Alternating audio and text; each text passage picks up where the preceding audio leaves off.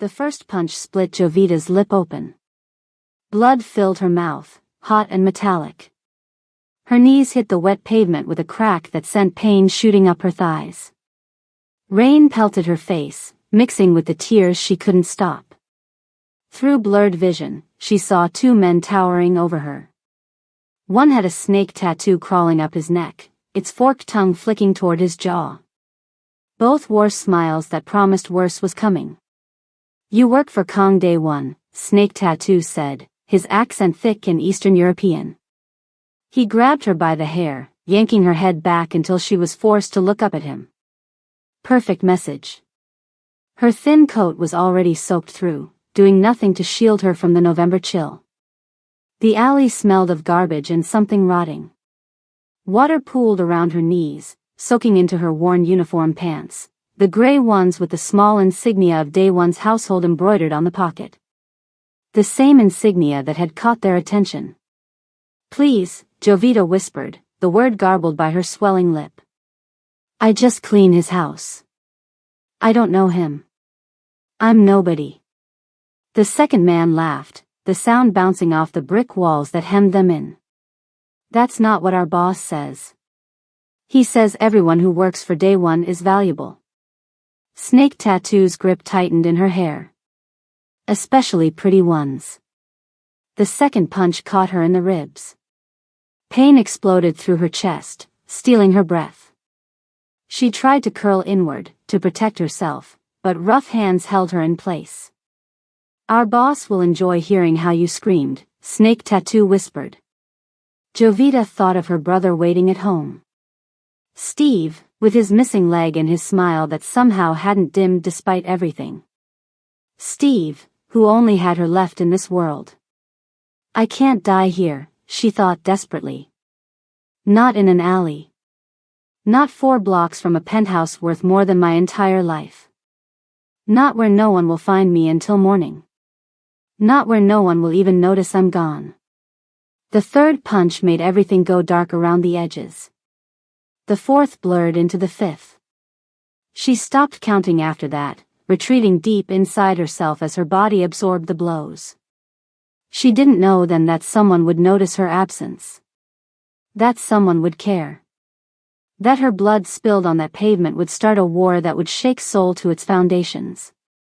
That Kong Day One would tear the city apart looking for the men who had dared to touch what he considered his.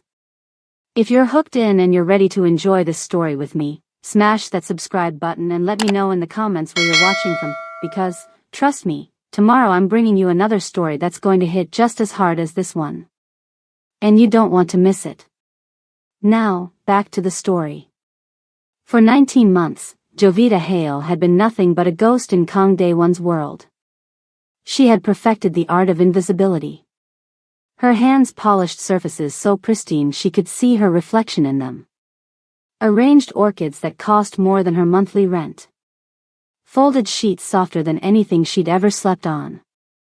40 floors above Seoul and a penthouse that sprawled like a small country, Jovita existed as nothing more than a shadow. A pair of hands that made everything perfect. A presence that disappeared the moment footsteps approached. She knew Day One's schedule better than he probably knew it himself. When he woke at 5:30 a.m., she made sure fresh coffee was brewing but that she was nowhere near the kitchen. When he spent time in his office between 9 and 11, she cleaned the other side of the penthouse. When he took calls in the living room, she found reasons to work in the bedrooms. Jovita knew the weight of his footsteps on marble, heavy, deliberate, commanding. She knew the scent of his cologne, sandalwood and something darker that lingered in rooms after he'd left. She knew he drank his coffee black in the morning but preferred tea with honey at night. What she didn't know was his face. Not really. In 19 months, she had caught only glimpses. Dark hair always perfectly styled. Sharp jawline that looked carved from stone. A thin scar along his left eyebrow. And his eyes, gray like the sky before a storm, cold enough to freeze anyone who dared to hold his gaze. Jovita never dared. The rules had been made clear on her first day by Una Park, Day One's sister and the household manager. There are 3 rules. 1. You see nothing. 2. You hear nothing. 3. You are nothing. Jovita had nodded. With $151,000 in debt crushing her shoulders, she would have agreed to anything. My brother values his privacy above all else, Yuna had continued. If he enters a room, you leave it. If he is on a call, you disappear. If he speaks to you directly, which he won't, you answer with as few words as possible. She had taken those rules and built her life around them. Moving through the palatial penthouse like mist. Learning which floors creaked. Which doors closed silently. How to time her tasks so perfectly that for 19 months, she and Kang Dae-won had existed in the same space without truly acknowledging each other. It was a dance she had mastered out of necessity. Because $151,000 in debt doesn't leave room for mistakes. The penthouse was her first job of the day. From 6 in the morning until 2 in the afternoon, she cleaned rooms larger than the entire apartment she shared with Steve. Then she took the subway across the city to wait tables at a noodle shop until 9. On weekends, she cleaned office buildings until her hands cracked and bled. She slept on subway trains between shifts. Ate leftover food from the restaurant. Learned to survive on 4 hours of sleep and pure, stubborn determination. While Daewon's world gleamed with wealth and power, Jovita's crumbled under the weight of hospital bills and creditor calls. She organized his designer suits while wearing the same 3 outfits she'd had for years. Arranged fresh flowers in his bathroom that cost more than the medicine keeping her brother alive. If Kang Dae-won had a heart, she'd never seen evidence of it. He moved through his perfect world like an emperor, surrounded by people who jumped at his command, feared his displeasure, catered to his every need. Until the night she was attacked in that alley, she hadn't thought he even knew her name. The next thing Jovita remembered after those punches was waking up in a room she'd cleaned 1,000 times but never slept in. Pain pulsed through every inch of her body. Her ribs felt like they were on fire. Her face throbbed with a deep, persistent ache. The taste of copper still lingered in her mouth. Slowly, she became aware of the silk sheets against her skin. The delicate patterns carved into the ceiling that she dusted every week. The soft glow of a lamp that cost more than her brother's prosthetic. And then she realized she wasn't alone. Kang Dae-won sat beside the bed, watching her with an expression that made her blood run cold. His suit jacket was gone, his white shirt sleeves rolled up to reveal muscled forearms. A thin silver watch caught the light as he leaned forward, his gray eyes locked on hers. "Who did this to you?" he asked. His voice was soft, but there was nothing gentle about it. It was the softness of a blade before it cuts. Jovita tried to speak, but her throat closed up. In 19 months, he had never directly addressed her. Had never looked at her as though she were anything more than furniture. Now he was staring at her like she was the only person in the world, his eyes burning with something dark and dangerous. That's when she realized she was no longer invisible. And that terrified her more than the men in the alley ever had. 3 years ago, Jovita's life was normal. She remembered how it felt, that normality. The cramped 2-room apartment in Siademan she'd shared with her mother and Steve. The small balcony where she'd kept a row of potted herbs, basil, mint, rosemary, lined up against the railing to catch the morning sun. The fashion design textbook stacked on her desk, filled with her sketches and dreams. She had been 24 then. Working at a small restaurant to save for design school. Staying up late sketching clothing patterns by the dim light of a desk lamp. Planning a future where her creations would hang in boutique windows. Her mother had been the center of that small, hopeful world. Song Mi-hae had raised her children alone after their father disappeared when Jovita was 12. She worked at a textile factory, her fingers always stained with dye, her back perpetually bent from leaning over industrial sewing machines for 14 hours a day. But those hands, those strong, capable hands, had always moved with certainty. They braided Jovita's hair every morning before school. Patched Steve's pants when he tore them climbing trees. Prepared kimchi in massive batches every autumn, fingers red from chili paste but never faltering. Until the day they did. It started with a teacup. Songmi had been pouring her morning barley tea when the cup slipped from her grasp, shattering against the floor. She had laughed it off. "Just getting clumsy in my old age," she said, though she was only 49. Then it was a button she couldn't fasten. A pen that kept dropping from her fingers. The chopsticks that suddenly felt too heavy to hold steady. The tremors grew worse. Spread from her hands to her arms. Her balance faltered. Her speech slurred. Degenerative myelopathy. Progressive. Terminal. The doctors used words Jovita couldn't pronounce while her mother's hands, the same hands that had held Jovita through every storm, slowly stopped obeying her. For 18 months, Jovita watched her mother disappear inside her own body. Fed her when she couldn't hold a spoon. Bathed her when she couldn't stand. Read to her when her vision blurred. The hospital bills reached $89,000 by the time Songmi closed her eyes for the last time. But fate wasn't done with the Hales. Steve was 20. Brilliant. Full scholarship to engineering school. The one who was supposed to make it. Coming home from a late study session, he'd crossed the street at the wrong moment. The drunk driver had been going too fast to stop. The impact shattered his left leg beyond repair. Amputation. Prosthetic. Physical therapy he desperately needed but they couldn't afford. Another $62,000 added to Jovita's mountain of debt. $151,000 total. The number haunted her dreams. Followed her through her waking hours.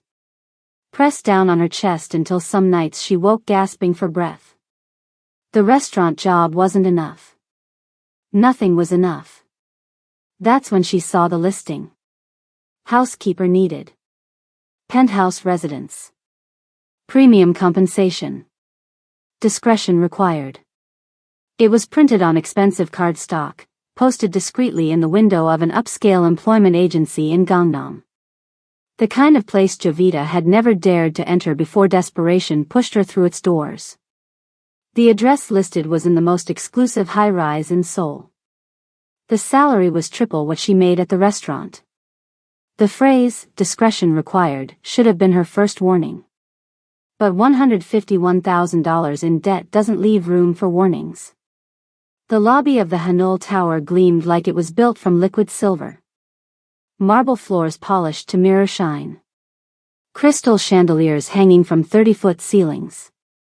A waterfall wall that whispered rather than roared. Jovita felt like an intruder in her best outfit, a navy blue skirt suit she'd bought secondhand and tailored herself. Her resume, printed on the cheapest paper from the convenience store, seemed pathetic in her hands. The receptionist looked at her with the practiced blankness of someone trained to judge without appearing to. 44th floor, she said after a brief call. "Miss Park is expecting you." The elevator had no buttons. Just a panel where the receptionist swiped a key card before stepping back. The doors closed, and Jovita felt her stomach drop as it shot upward. 44 floors. Straight to the top. When the doors opened, Jovita stepped into another world. Floor-to-ceiling windows revealed Seoul sprawled beneath her like a glittering carpet. The Han River curved like a ribbon of silver. Mountains rose in the distance, hazy and blue. A woman waited in the center of the foyer. Una Park had the kind of beauty that felt engineered rather than natural, perfect symmetry, flawless skin, not a hair out of place in her sleek black bob. She wore a charcoal gray pantsuit that probably cost more than Jovita's yearly rent. Her posture was military straight, shoulders back, chin slightly lifted. Her eyes, though. Her eyes were winter, cold, assessing, unyielding. "Jovita Hale," she said. Not a question. Her voice reminded Jovita of cut glass, clear, precise, with edges that could draw blood. Yes. Follow me. No introduction. No small talk. Just a command. Yuna led her through the penthouse. Each room they passed was more beautiful than the last. White marble floors. Furniture that looked like art. Windows that made walls unnecessary. They ended in a small office with a view of Namsan Tower. Yuna gestured for Jovita to sit in a chair opposite a minimalist desk. Your resume says you've never worked as household staff before. Again, not a question. I haven't, Jovita admitted.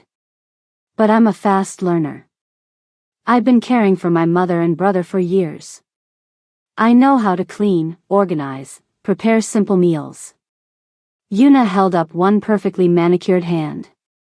Your domestic skills are not my primary concern. She leaned forward slightly, those winter eyes examining Jovita with disturbing thoroughness. This position is unique. My brother requires absolute privacy and discretion. The person who fills this role must understand boundaries. Your brother? Jovita hadn't realized she would be working for a family. Kang Dae-won. Yuna said the name as if it should mean something. And maybe it should have. Maybe if Jovita hadn't spent the last 2 years in hospitals and pharmacies, she would have recognized it. Would have understood why Yuna's gaze sharpened, watching for her reaction. But all Jovita felt was confusion. Something in her lack of recognition seemed to please Yuna. She nodded once, decision made. There are 3 rules, she said, voice cool and final. 1. You see nothing. 2. You hear nothing. 3. You are nothing. Jovita blinked. I don't understand. My brother conducts business from his home. Sensitive business. You will clean around meetings without appearing to listen. You will enter rooms where documents may be visible without reading them. You will hear conversations that never took place. A chill ran down Jovita's spine. What kind of job was this? Dae-won values his privacy above all else, Yuna continued. If he enters a room, you leave it. If he is on a call, you disappear. If he speaks to you directly, which he won't, you answer with as few words as possible. Jovita hesitated. Every instinct told her to leave. To run from whatever this was. But then she thought of Steve, trying to do physical therapy exercises from YouTube videos because they couldn't afford a specialist. Of the debt collectors who called daily. Of the second notice on their electricity bill. I understand, she said quietly. Yuna's expression didn't change, but something in her posture eased slightly. The salary is as advertised. Paid weekly. You will work Monday through Friday, 6 to 2. You will have access to the service entrance and elevator only. You will wear the uniform provided. You will never bring personal items into the penthouse except your identification. She slid a contract across the desk. Sign this. Non-disclosure agreement. Breaking it has consequences. The way she said consequences made Jovita's mouth go dry. But she signed. What choice did she have? Her first day was a revelation in terror. The uniform was simple, charcoal gray pants and a matching polo shirt with a small insignia embroidered on the chest. Jovita recognized it as a stylized Korean character, but couldn't read which one. The penthouse was even larger than her tour had suggested. 4 bedrooms. 5 bathrooms. A kitchen that could serve a restaurant. A dining room that could seat 20. A living area divided into 3 distinct spaces. An office with doors that looked thick enough to stop bullets. Yuna gave her a schedule. Clean the east wing from 6 to 8. Day 1 will be in the gym. Kitchen from 8 to 9. He'll be in the shower. Living area from 9 to 11. He'll be in the office. No overlap. Never in the same space. The entire design was to ensure Jovita remained invisible. She wasn't prepared for how difficult that would be. The first time she heard footsteps approaching, heavy, deliberate, commanding, she froze. Heart pounding, dustcloth in hand, she looked around desperately for somewhere to go. The footsteps drew closer. The door to the room was the only exit. Panicking, she ducked behind a massive jade plant in a corner. The footsteps entered the room. Paused. Through the leaves, she caught her first glimpse of her employer. Kang Dae-won was tall, taller than she'd expected. His black hair was swept back from a face that seemed carved rather than born. Sharp cheekbones. Stronger jaw. A thin scar along his left eyebrow that somehow made him look more dangerous rather than flawed. He wore a gray suit that fit him like armor. No tie. The top button of his white shirt undone. A watch on his wrist that probably cost more than all the medical equipment keeping Steve alive. But it was his eyes that made her breath catch. Gray like the sky before a storm. Cold and deep and somehow ancient in a face that couldn't have been more than 35. They swept the room slowly, methodically, as if cataloging every object, every shadow. For one terrifying moment, they passed over her hiding spot. She was certain he could hear her heart beating. But then he turned, lifted a phone to his ear, and began speaking in rapid Japanese. Jovita didn't move until long after he'd left the room. That night, she told Yuna what had happened. Expected to be fired on the spot. Instead, Yuna's mouth tightened into something that wasn't quite disappointment. Next time, leave before he enters. If you can't, stay where you are and don't move. Don't breathe. Don't exist. He notices movement, not stillness. From that day forward, Jovita learned to predict his movements by sound alone. The weight of his footsteps on marble. The creak of his office chair. The soft click of his lighter when he smoked on the balcony late at night. She built a mental map of his routines. When he woke. When he exercised. When he took calls. When he left the penthouse in his black Bentley. When he returned, sometimes with blood on his cuffs that she was expected to clean without comment. She learned to feel his presence like an animal senses a predator, not through sight or sound but through some primal instinct that raised the hair on the back of her neck. For 19 months, she became so good at being invisible that sometimes she wondered if she was disappearing in real life too. If someday she would look in the mirror and see nothing at all. While she cleaned his life, hers fell apart piece by piece. Steve's physical therapy sessions became less frequent as the money ran out. The debt collectors grew more aggressive. Their apartment's heating worked only sporadically through the coldest winter in decades. Jovita added 2 more jobs. Waiting tables at a noodle shop after leaving the penthouse. Cleaning office buildings on weekends. She slept on subway trains between shifts. Ate leftover food from the restaurant. Learned to survive on 4 hours of sleep and pure, stubborn determination. The contrast between her 2 worlds became almost hallucinatory.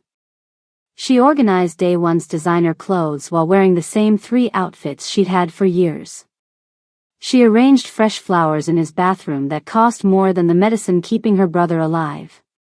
She dusted bookshelves filled with first editions while her own design textbooks gathered dust, dreams deferred by necessity. Sometimes, on her hands and knees scrubbing his marble floors, she wondered what it would be like to matter to someone with his kind of power. What it would be like to be seen by those storm-gray eyes. To be valued instead of made invisible. But those were dangerous thoughts. If Kang Dae-won had a heart, she'd never seen evidence of it. He moved through his perfect world like an emperor, surrounded by people who jumped at his command, feared his displeasure, catered to his every need. The blood she sometimes cleaned from his shirts. The hushed phone calls in languages she didn't understand. The men who entered his office looking confident and left looking haunted. They all told her what kind of man he was. A man whose name was whispered, never shouted. A man whose business existed in shadows. A man who had never once acknowledged her presence in 19 months of perfect service. Until the night he found her bleeding on the street, and something inside him, something primal and terrifying, finally woke up. Something that made her realize that being invisible had been her only protection. And now that protection was gone. Jovita's mother had hands that never stopped moving. That's what she remembered most clearly. Not the woman's face, which time had begun to blur in her memory, but those hands, constantly in motion, creating, fixing, caring. Song-mi Hale's fingers had been slender but strong, stained permanently blue-black at the tips from years working at the textile factory. They'd smelled of ginger and sesame oil when she cooked, of lavender soap when she braided Jovita's hair, of earth when she tended the small plants on their apartment balcony. Those hands had held Jovita through every childhood fever, had wiped away tears after her father disappeared, had taught her how to thread a needle and transform flat fabric into something beautiful. They'd worked 14-hour shifts at the factory, then come home to cook dinner, mend clothes, and somehow still find energy to help with homework. Your hands tell your story, Song-mi often said, examining Jovita's fingers with a gentle touch. Keep them busy with good work, and they'll make you proud. The tremors started so subtly that Jovita almost missed them. A teacup rattling against its saucer. A button that took 3 attempts to fasten. Rice grains spilled across the kitchen counter. Just getting old, her mother laughed when Jovita pointed it out. She was only 49. But age wasn't the culprit. The tremors grew worse over weeks, then months. Spread from her fingers to her hands, then up her arms. Her balance faltered. Her speech slurred at the end of long sentences. The woman who had never needed help with anything suddenly couldn't open a jar of kimchi. The diagnosis came after tests Jovita couldn't pronounce and specialists they couldn't afford. Degenerative myelopathy. A disease that attacked the nervous system, destroying the connections between brain and body. Progressive. Incurable. Terminal. How long? Jovita had asked the doctor while her mother sat stoically beside her, hands trembling in her lap. 1 to 2 years, he'd said with practiced sympathy. With proper care.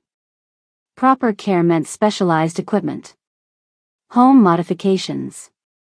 Medications to manage symptoms. A hospital bed for when her muscles could no longer support her. Nursing assistance for when things got worse. None of which their insurance would cover. The first bill was $10,000. Then $25,000. Then $50,000. Jovita dropped out of design school. Took a second job. Moved them to a cheaper apartment. Cut every expense she could think of. Still, the debt grew. As relentlessly as the disease. For 18 months, she watched her mother disappear inside her own body piece by piece. Those once nimble hands became rigid, useless claws. The voice that had sung lullabies became a slurred whisper. The woman who had carried the family now needed to be carried from bed to bathroom. Jovita became everything: nurse, provider, housekeeper, cook. She learned to change adult diapers. To prevent bed sores. To feed someone who couldn't swallow properly. To interpret needs from expressions when words failed. She slept on a cot beside her mother's hospital bed, installed in what had once been their small living room. Woke to every moan, every labored breath. Held those once strong hands as they grew thinner, weaker, until they felt like bird bones beneath paper skin. "I'm sorry," her mother whispered one night, words barely distinguishable. "You shouldn't have to." "Don't," Jovita had said fiercely, pressing her forehead against her mother's. "You've carried me my whole life. Let me carry you now." The night Song-mi died was unnaturally quiet. No traffic outside their window. No neighbors arguing through the thin walls. Just the rhythmic hiss of the oxygen machine and her mother's increasingly shallow breaths. Jovita had been reading to her, Jane Austen's Pride and Prejudice, her mother's favorite. She'd looked up from the page to find Salmi watching her with perfect clarity, as if the disease had momentarily released its grip. "My beautiful girl," she'd whispered, suddenly sounding like herself again. "You'll be okay." Then she'd closed her eyes and simply stopped breathing. The hospital bills reached $89,000 by the time they cremated Salmi's body. Jovita thought the worst had happened. That nothing could hurt more than watching her mother's body betray her, than feeling those once strong hands go limp in hers. She was wrong. Steve was 20. Brilliant and undaunted. He'd won a full scholarship to Seoul National University's engineering program despite attending an underfunded high school. Had a mind that could solve equations Jovita couldn't begin to understand. Had their mother's determination and their father's height. "I'm going to design prosthetics someday," he'd told Jovita a week after their mother's funeral. "Affordable ones. So people don't have to choose between walking and eating." He'd always been like that, seeing a path forward when all Jovita could see were walls. He took the night classes so he could help with their mother during the day. Studied on the subway. Did homework between her care sessions. Never complained, even when exhaustion left dark circles under his eyes. When Salmi died, he'd held Jovita while she cried, then gently pushed her toward the bathroom to shower. "Mom would want us to keep going," he'd said simply. And they had. Jovita working double shifts to pay down the medical debt. Steve throwing himself into his studies, determined to build them a better future. Until the night a drunk driver ran a red light at 2 a.m. Steve had been crossing the street after a late study session at the library. The impact threw him 30 feet. The car never stopped. Jovita got the call at 3:17 a.m. The hospital was different from her mother's. Brighter. Louder. Smelling of antiseptic rather than despair. They'd already taken Steve to surgery when she arrived. All she could do was wait, watching fluorescent lights flicker overhead and listening to the squeak of nurses' shoes on linoleum. The surgeon found her 6 hours later.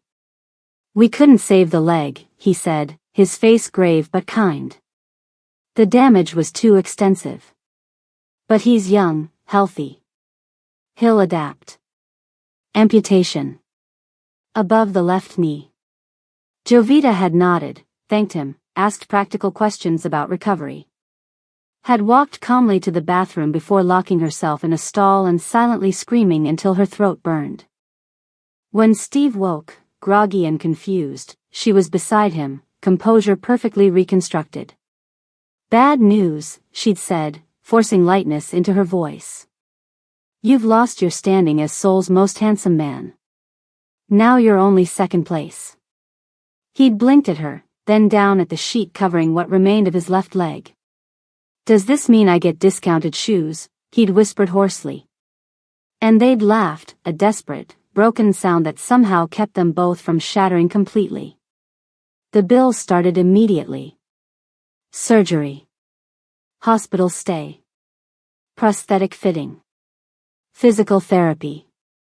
Another $62,000 added to the $89,000 they already owed. $151,000 total. A number so large it stopped being real. Became instead a weight pressing on her chest, stealing her breath at night, following her through each waking hour. Jovita took a third job. Slept less. Ate less. Moved them to an even smaller apartment. Just one room with a shared bathroom down the hall. It wasn't accessible, but it was all they could afford. She learned to help Steve navigate the 3 narrow steps to their door. To bandage the sores that formed where his prosthetic met his residual limb. To massage the phantom pain from muscles that no longer existed. What she couldn't afford was proper physical therapy. The kind that might have helped him walk without pain. The kind that insurance denied and hospitals demanded payment for upfront. Instead, Steve taught himself from YouTube videos. Practiced balance exercises holding onto their wobbly kitchen table. Did strength training with water bottles filled with sand. And through it all, he smiled. Told terrible jokes. Never blamed her for the cramped apartment or the cheap prosthetic that rubbed his skin raw or the fact that his brilliant mind was trapped in a body that had betrayed him. "We're still here," he'd say on the days when Jovita's exhaustion turned to tears. That's not nothing. Jovita worked 3 jobs. The penthouse from 6 in the morning until 2 in the afternoon. Then the noodle shop until 9. Office buildings on weekends until midnight. She moved through her life like a ghost. Sleeping on subway trains between shifts, her body so tired it could find rest pressed against hard plastic seats and jostled by strangers. Eating leftover food from the restaurant, sometimes standing in the kitchen after closing, shoveling cold noodles into her mouth before rushing to her next job. She survived on 4 hours of sleep and pure, stubborn determination. Some days, the exhaustion was so complete she found herself crying while folding day one's Egyptian cotton sheets, silent tears she couldn't explain or stop. Other days, a strange euphoria would overtake her, a lightheadedness that made the world seem slightly unreal, like she was floating just above her own life. The debt never shrank. Instead, it grew with interest rates that should have been illegal. With late fees when she couldn't quite make the minimum payment. With new medications Steve needed when his stump became infected from the ill-fitting prosthetic. Sometimes, Jovita caught herself staring at the prescription pills they kept for Steve's pain. Wondering how many it would take to make everything stop. To finally rest. But then she'd think of her brother, waiting in their tiny apartment, doing his exercises, never complaining, still believing they would get through this somehow. And she'd swallow the despair, push it down deep where he wouldn't see it, and keep going. One foot in front of the other. One day at a time. One breath followed by another. She had become so accustomed to being unseen, to carrying weights no one else could see, that she'd stopped expecting help. Stopped believing in anything but her own capacity to endure. That Thursday night in November, she was so tired she didn't notice the black van until it was too late. Didn't see the men until they were right in front of her. "You work for Kong Day One," one said, grinning. "Our boss wants to send him a message." The first punch knocked her down. The second broke something inside her. By the third, she was thinking only of Steve, waiting at home, who had no one else in the world.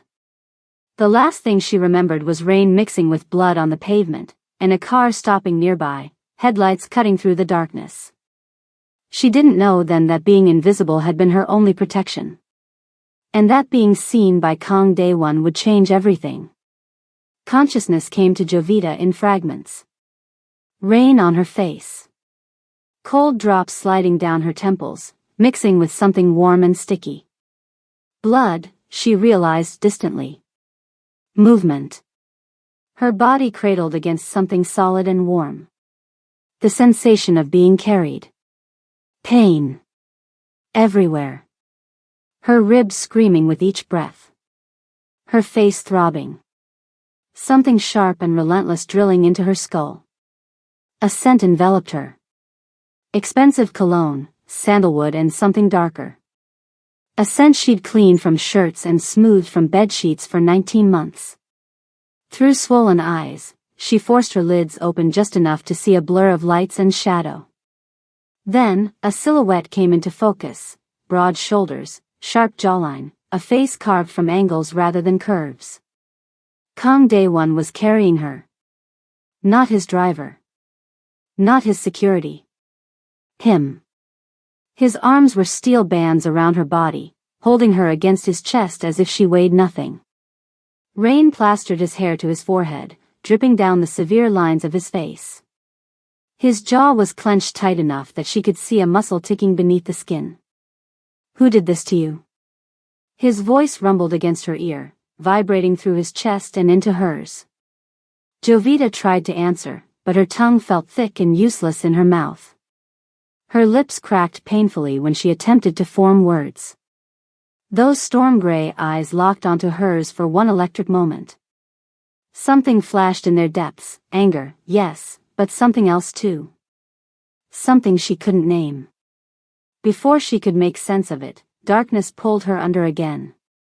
The next time Jovita opened her eyes, confusion hit her before pain could reassert itself. Silk sheets against her skin, cool and impossibly smooth. A ceiling above her, not the water-stained panels of her apartment, but one carved with intricate patterns she'd dusted weekly. Soft light filtered through gauzy curtains she'd hung herself during her second month of employment. She was lying in a bed she'd made 100 times but never slept in. The guest suite of Day One's penthouse, with its handwoven rug from Tibet and its view of Namsan Tower. Panic surged through her. She tried to sit up, but agony ripped through her ribs, stealing her breath. "I wouldn't do that if I were you." The voice came from beside her. Not Day One's. Calmer. Gentler.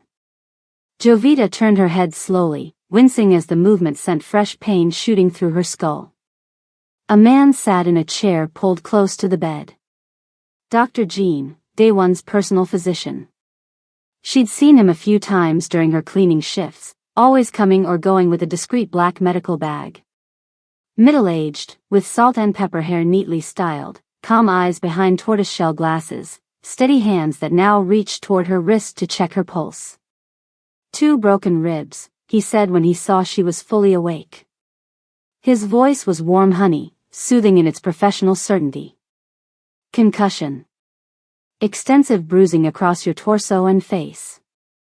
Your left eye was nearly swollen shut, but the ice has helped. No internal bleeding, which is fortunate given the force of the blows." He peered into her eyes with a small light, checking her pupils.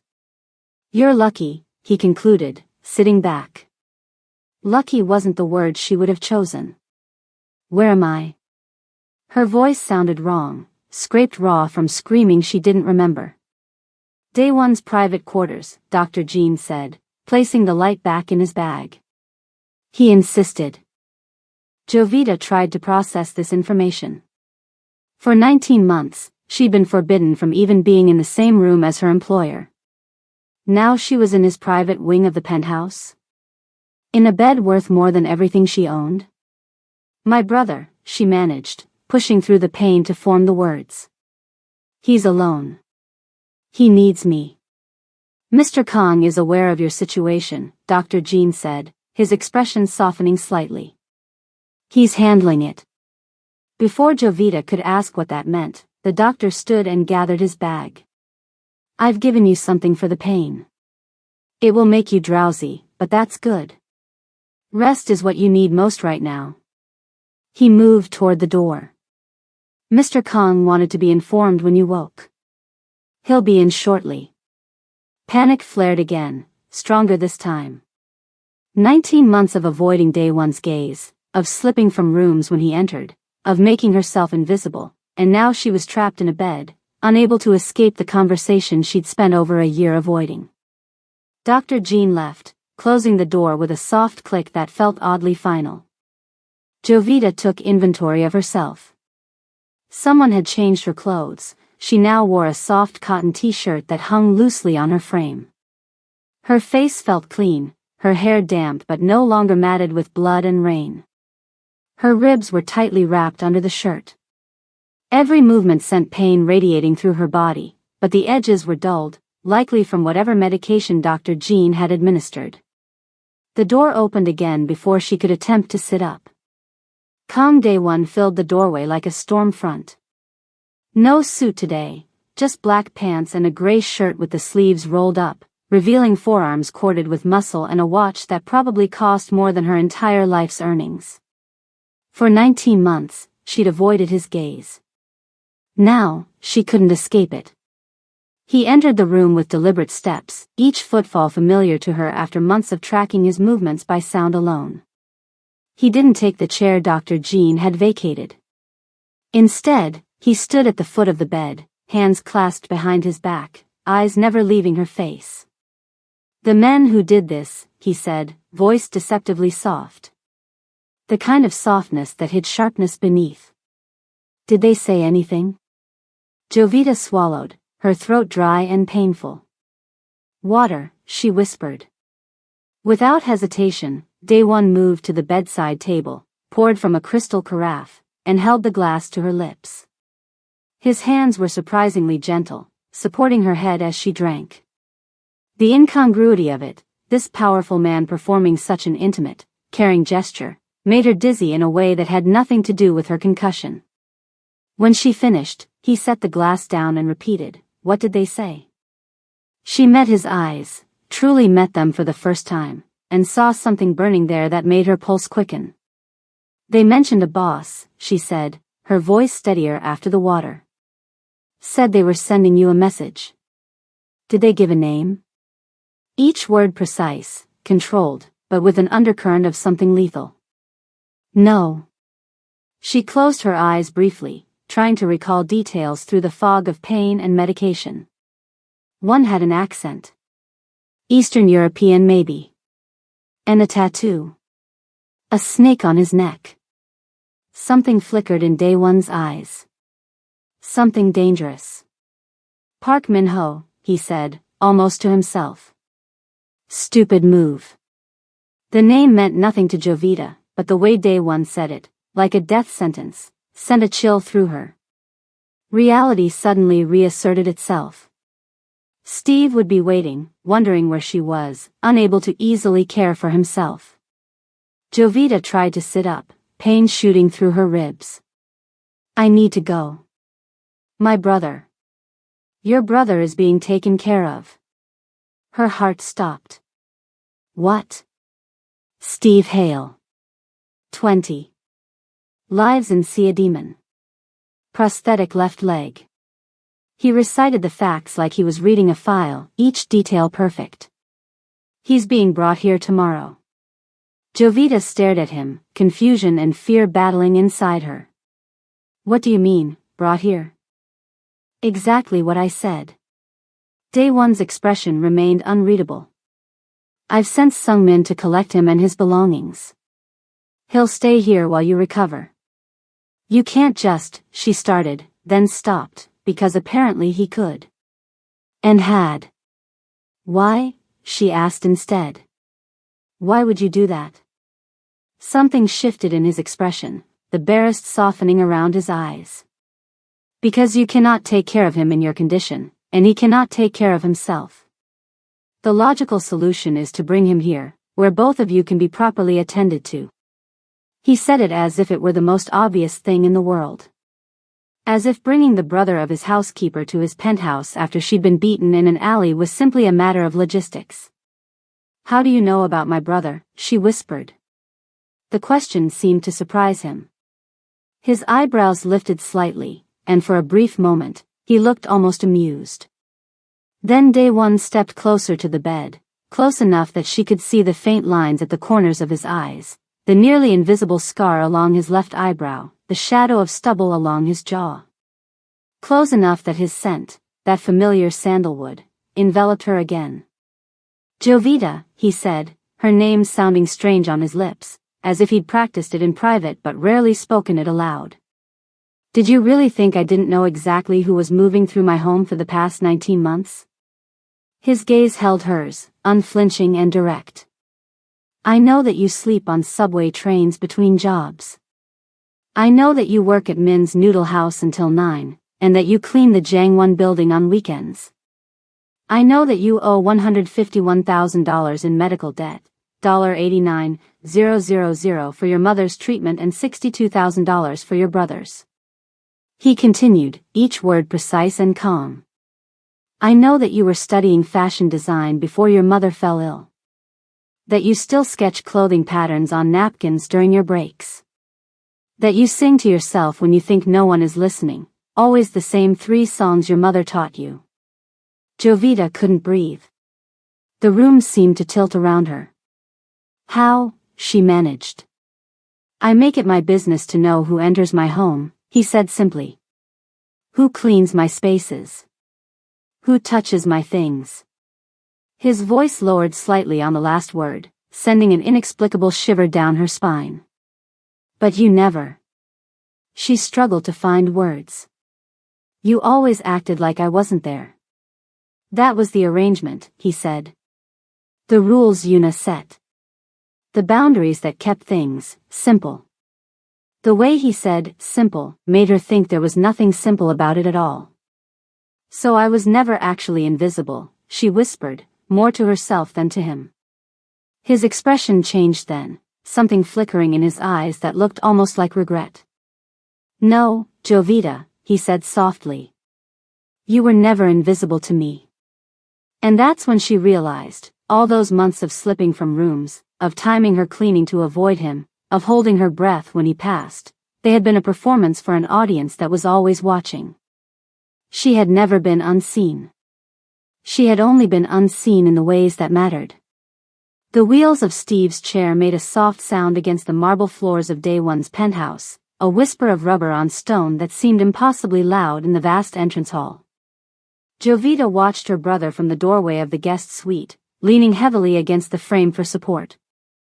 Her ribs screamed in protest at being upright, but nothing could have kept her in bed once Yuna told her Steve had arrived. Her brother looked small in this space, this kingdom of marble and glass, where every object cost more than their entire apartment. His eyes were wide, darting from the crystal chandelier overhead to the massive abstract paintings on the walls, to the sweeping view of Seoul through the floor-to-ceiling windows. He wore the same faded blue hoodie he'd had for years, the same worn jeans cut off at the left knee to accommodate his prosthetic. Behind him stood a man Jovita recognized as Sung Min, one of Day One's drivers. He carried 2 shabby duffel bags, everything her brother owned in the world, and looked vaguely uncomfortable, as if unsure where to set them down in this pristine environment. When Steve spotted her, his face transformed. Relief, then shock, then something close to horror as he took in her injuries. Jovi, he breathed, wheeling toward her with quick, practiced movements. My God. She tried to smile, but her split lip made it a grimace. It looks worse than it is. Up close, she could see the dark circles under his eyes, the tension in his shoulders. He hadn't slept. Had probably spent the night terrified, waiting for her to come home, imagining the worst. And the worst had almost happened. Steve reached for her hand, gripping it tightly as his eyes catalogued every injury. The bruising around her left eye, now faded to sickly yellows and greens. The stitches at her temple where she'd hit the pavement. The careful way she held herself to avoid jarring her broken ribs. He started to cry. Not loud sobs, but silent tears that slipped down his cheeks, his face crumpling like it had the day their mother died. Who did this to you? He demanded, his voice rough with emotion. He squeezed her fingers, his eyes fierce despite the tears. The truth, Jovi. Not whatever lie you're planning to tell me to make it sound less awful.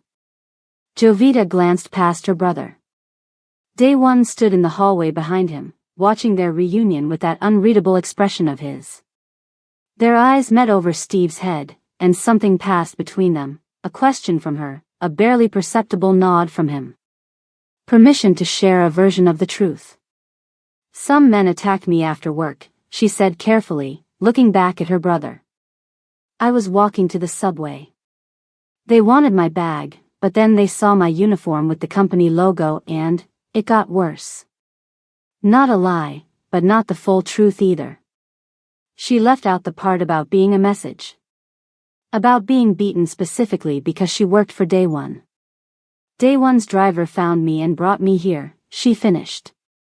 Another partial truth. She couldn't bring herself to tell Steve that the man himself had carried her, bloodied and broken, through the rain. Steve's jaw tightened. And now we're staying in his penthouse? Why? What does he want? Always perceptive, her brother. Always seeing the angles she sometimes missed. He feels responsible, she said softly. Because I was wearing the company uniform. She felt rather than saw Day One shift behind them, his presence a tangible pressure in the room.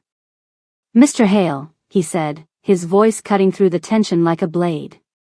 Your sister needs to rest. Sungmin will show you to your room. It's adjacent to hers. Steve turned his wheelchair, facing Daewon squarely for the first time. Jovita held her breath, seeing her slight, damaged brother stare up at the powerful man who owned this fortress in the sky. Thank you, Steve said, his voice steadier than she expected. For helping my sister. But I need you to know, she's all I have left. If anything happens to her. He trailed off, the threat implicit but hollow. What could Steve possibly do against a man like Daewon? Something like respect flickered across Daewon's face. Your sister is safe here, he said simply. You have my word. The promise hung in the air, weighted with an authority that seemed to satisfy Steve. He nodded once, then turned back to Jovita.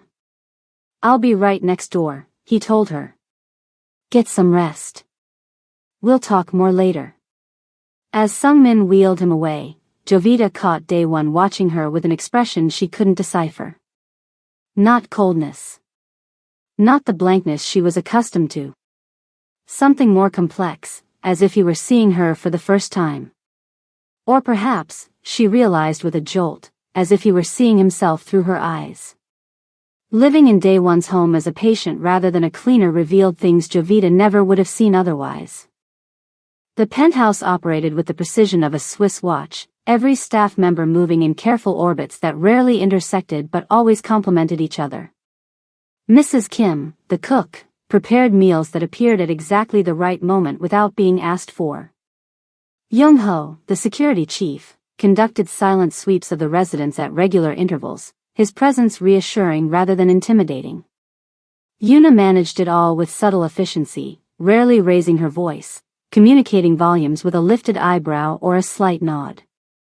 And at the center of this universe was Daewon himself, moving through his domain with the quiet confidence of a man who never needed to question his place in the world.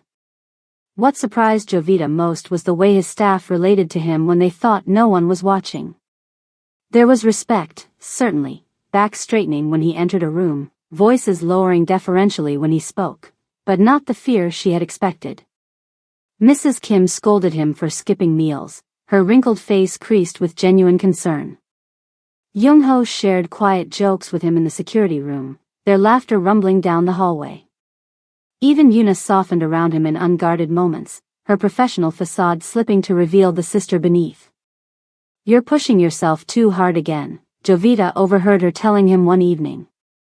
Mother would be furious if she could see those circles under your eyes. Mother would understand what's at stake, Daewon had replied, but there was fondness in his tone, not rebuke. Most revealing were the nights. Unable to sleep from pain or worry, Jovita would wander the dark penthouse, careful not to disturb anyone.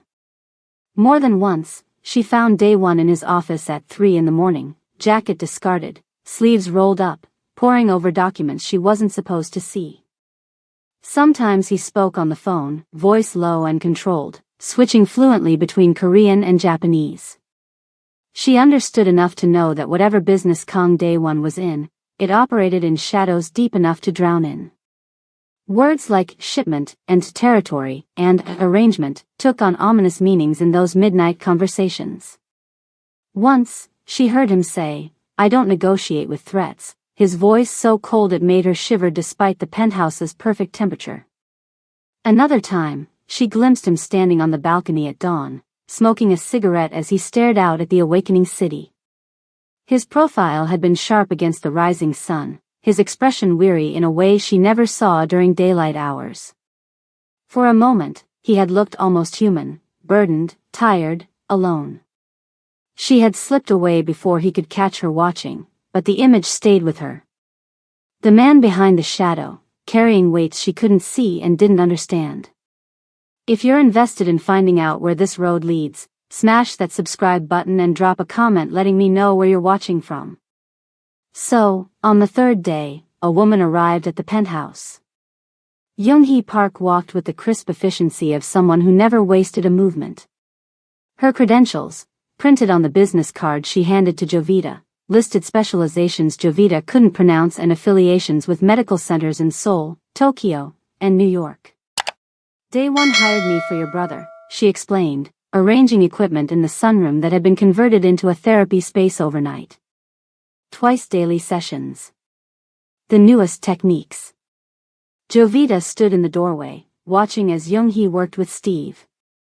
The therapist's hands were gentle but firm, guiding his body through movements he had struggled with for months.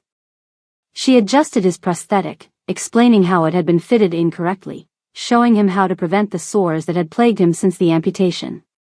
And then, something miraculous happened. Steve laughed. It was a sudden, surprised sound that seemed to startle even him. Young-hee had said something Jovita couldn't hear, and her brother's face had lit up with genuine amusement, an expression Jovita hadn't seen in months. Maybe years. She backed away from the doorway before either of them could notice her watching, her throat tight with emotion. Leaning against the wall in the hallway, she pressed a hand to her mouth, trying to contain feelings too complex to name. Gratitude. Relief. And something darker, a twisting guilt at accepting help she hadn't asked for and couldn't repay. Jovita found Day One in his office later that afternoon. She knocked softly, then entered when he called permission. He sat behind his massive desk, reading glasses perched on his nose, making him look oddly scholarly despite the aura of power that surrounded him. I can't afford this, she said without preamble. He didn't look up from his papers. Did I ask you to pay? No, but, she stepped further into the room, frustration overriding her usual caution around him.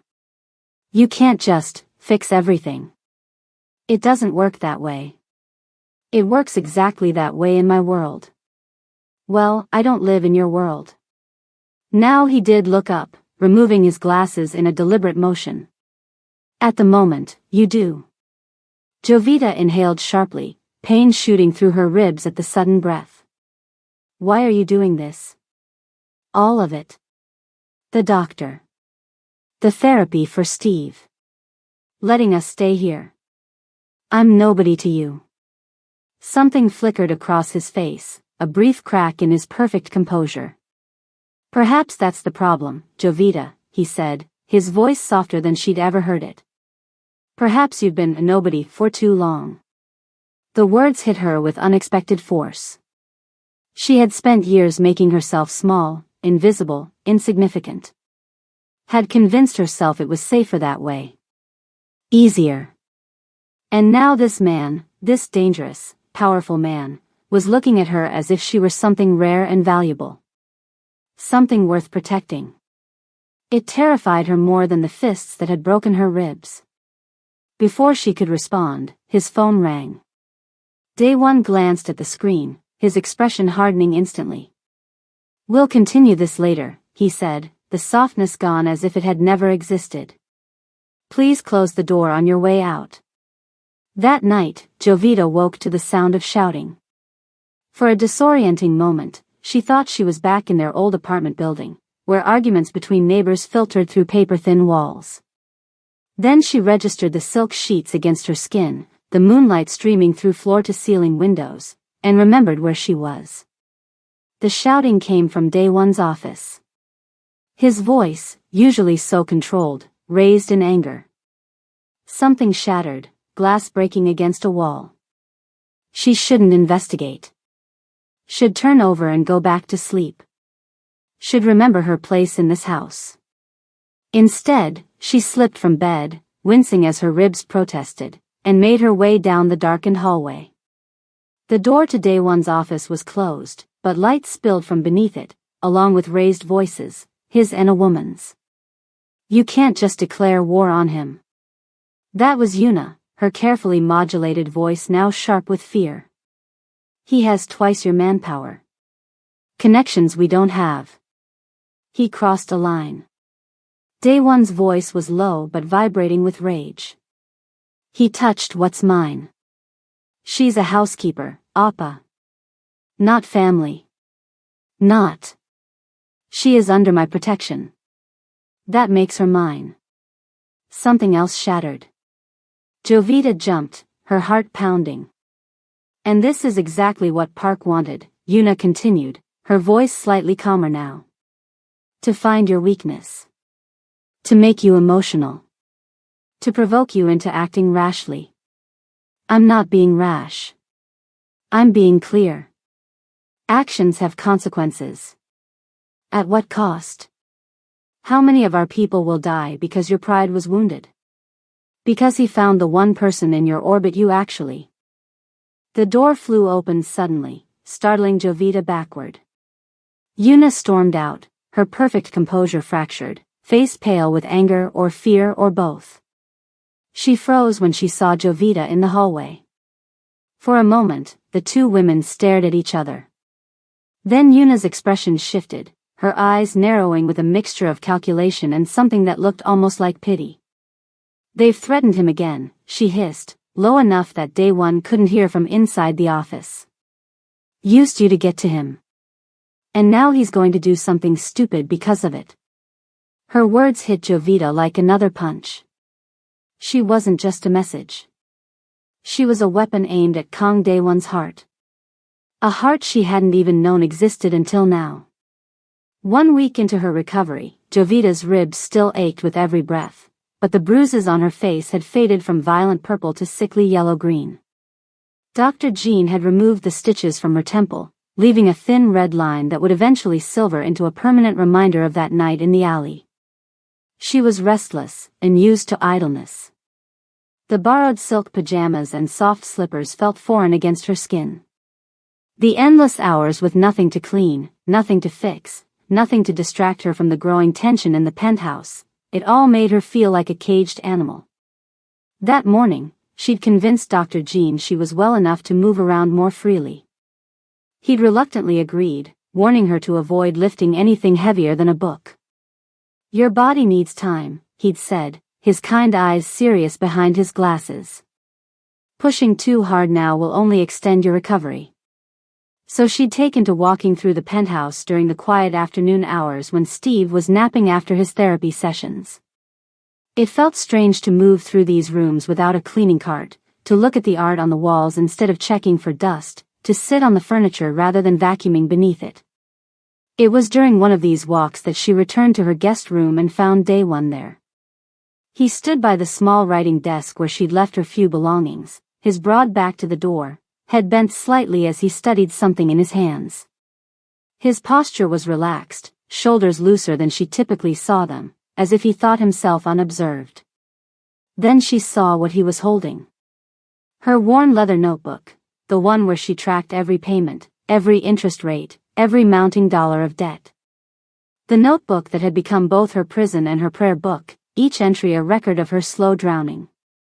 $151,000 in stark black numbers, tallied and red allied as she tried to find a way out that didn't exist.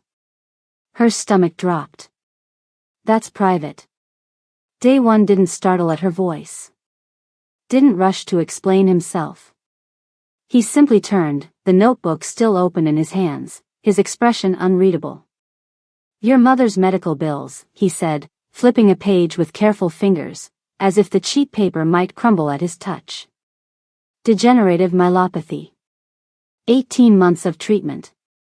Hospital stay. Home care. He turned another page. Your brother's prosthetic. The accident. The amputation. Physical therapy he's not getting enough of. He looked up, those storm gray eyes meeting hers directly. Why didn't you ask for help? The question was so absurd that Jovita laughed, a sharp, bitter sound that hurt her ribs and scraped against her throat. Ask who? Her voice was harder than she'd intended. The man who never looked at me. The world that didn't care when my mother died. The system that charged us $62,000 for my brother to walk again. She stepped fully into the room, anger giving her courage she wouldn't normally have around him. Should I have gone door to door in this building? Knocked on penthouses and begged the occupants for spare change? Excuse me, sir, my mother is dying and my brother lost his leg. Could you spare $100,000? You could have asked me. His voice remained calm, unmoved by her outburst. She stared at him, incredulous. "I clean your toilets," she said flatly. "I don't ask you for anything." "That's not." "I wash your sheets. I polish your floors. I dust your books. I do not ask the man who pays me to clean his house to also pay my personal debts." "Pride," he said, the word not quite an accusation. "It's admirable. But pride doesn't pay hospital bills." "Neither does pity," she shot back. Something flickered in his eyes, a brief flash of what might have been surprise or respect. He closed the notebook carefully and set it back on the desk. "Get some rest," he said, moving toward the door. "Dr. Jean says you're pushing yourself too hard." As he passed her, his sleeve brushed against her arm, the lightest touch, probably unintentional. But it sent a shiver through her that had nothing to do with fear. The dynamics between them shifted after that day. Day one no longer pretended she wasn't there. Instead, he sought her out. Casually appeared in rooms where she was sitting. Asked questions about her recovery. Brought her books when he saw her reading, real books, not the outdated magazines in the guest suite. First, it was a collection of Korean poetry she'd mentioned once to Yuna, not thinking anyone else was listening. Then a biography of Coco Chanel that made her wonder if he somehow knew about her abandoned design dreams. He began taking evening meals in the main dining room rather than his office, insisting that Jovita and Steve join him. The conversations were awkward at first, Steve wary, Jovita nervous, day one formal, but gradually eased into something almost comfortable. He asked questions about her life before the debt. Before the pain. What had she studied? What did she enjoy? What had her childhood been like? Small questions that shouldn't have felt intimate but somehow did. She found herself answering truthfully. Telling him about her fashion design courses. About the small garden her mother had kept on their apartment balcony. About teaching Steve to read when he was 4 and she was 11, because their mother worked such long hours. In turn, he shared fragments of himself, never the full picture, but glimpses through a half-open door. His childhood in Busan before his family moved to Seoul. His studies in Tokyo and New York. His passion for traditional Korean architecture, evident in the Hanok-inspired elements throughout the penthouse. He never mentioned his business. Never explained the late-night phone calls or the men who sometimes arrived in dark suits with grave expressions. Never clarified what Yuna had meant when she said Jovita was being used as a weapon against him. But something was changing between them. Something undefined and dangerous, like ice forming over deep water, beautiful to look at, but with currents moving powerfully beneath. One night, unable to sleep, Jovita wandered out to the rooftop terrace. The space was a marvel of design, a garden 40 floors above the city, with carefully arranged Korean pines in ceramic pots, a small stream that circulated through a pump system, and comfortable seating position to take advantage of the view. She hadn't expected anyone else to be there at this hour, but a silhouette stood by the glass railing, day one, unmistakable even in shadow, a glass of amber liquid in his hand. She hesitated, ready to retreat back inside. "Join me," he said without turning around. Not a request. Jovita moved forward slowly, the night air cold against her skin as she settled into a chair near where he stood. From here, Seoul stretched before them like a galaxy of earthbound stars, the Han River a black ribbon cutting through the light. 40 floors above the city, the world looked small enough to hold in her palm. "Why are you really helping me?" she asked after a long silence. The question had burned inside her for days. The physical therapist for Steve. The specialist prosthetic being custom-made for him. The best medical care for her injuries. The luxury accommodations. It went far beyond employer responsibility. Day one didn't answer immediately. He swirled the amber liquid in his glass, watching the light catch and refract through it. "Do you know what I do, Jovita?" "I've never asked." Smart girl. His lips curved in a faint smile. Let's just say I handle problems for people who can afford my solutions. You're a criminal, she said plainly, the words escaping before she could reconsider. To her surprise, he didn't look offended. I'm a businessman, he corrected mildly.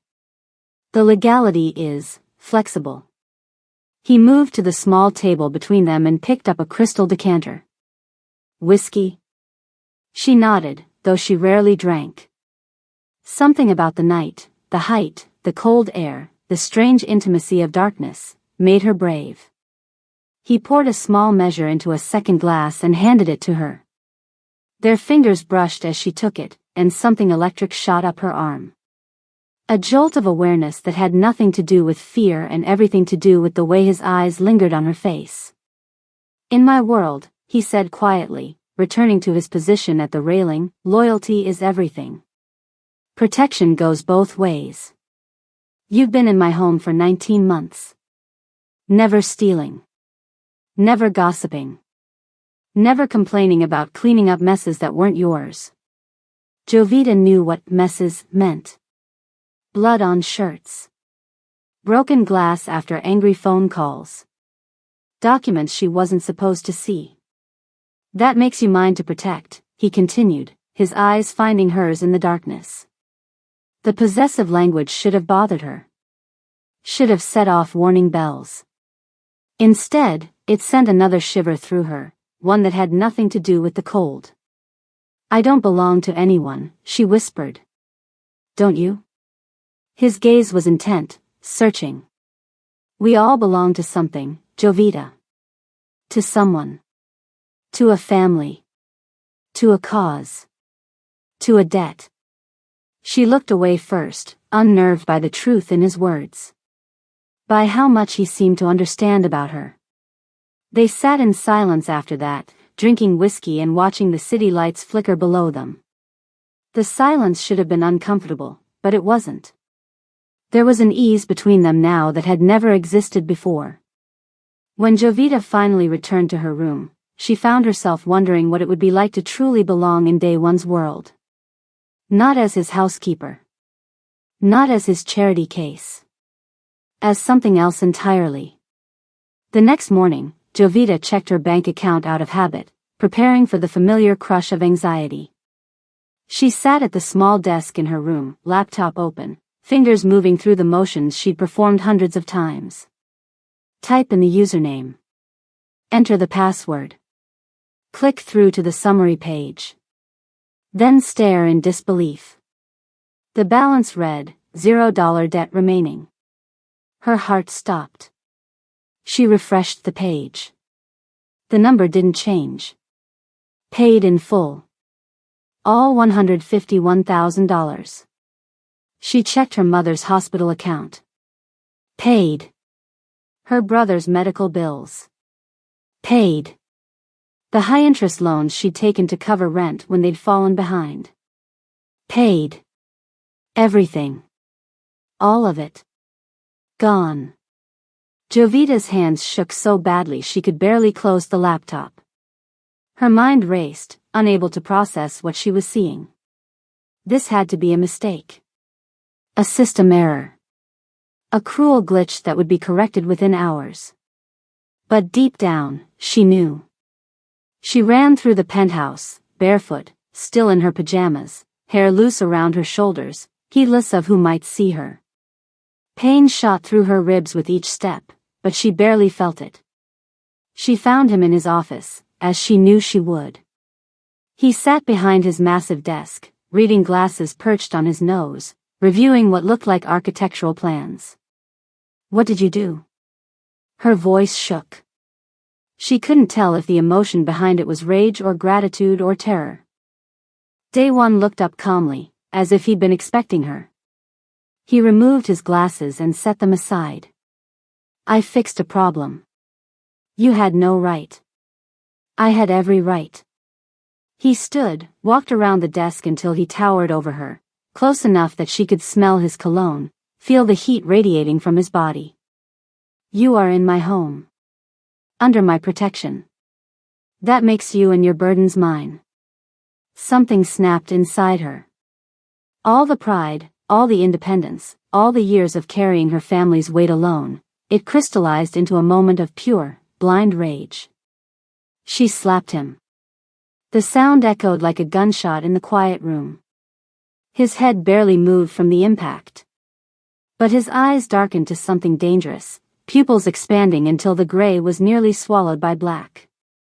"No one has touched me without permission in 12 years, he said softly. The kind of softness that preceded violence. No one except you. And the men who attacked you." His hand caught her wrist as she tried to back away, his grip firm but not painful. He held her there, not pulling her closer, not pushing her away. Just holding her in place while his eyes burned into hers. "One of those groups will live to regret it," he whispered. "Guess which one?" The threat hung between them, ambiguous and terrifying. Did he mean the men who'd attacked her? Or did he mean her, standing in his office with the imprint of her hand still visible on his cheek? Her pulse raced beneath his fingers. She could feel it fluttering like a trapped bird, betraying her fear. Or perhaps it was betraying something else entirely, something she wasn't ready to name. Daewon's eyes dropped to her lips for a fraction of a second, then returned to her eyes. He released her wrist slowly, deliberately, his fingers trailing along her skin in a touch that could have been accidental but wasn't. "Go check on your brother," he said, his voice controlled again. "Young-hee says he's making exceptional progress."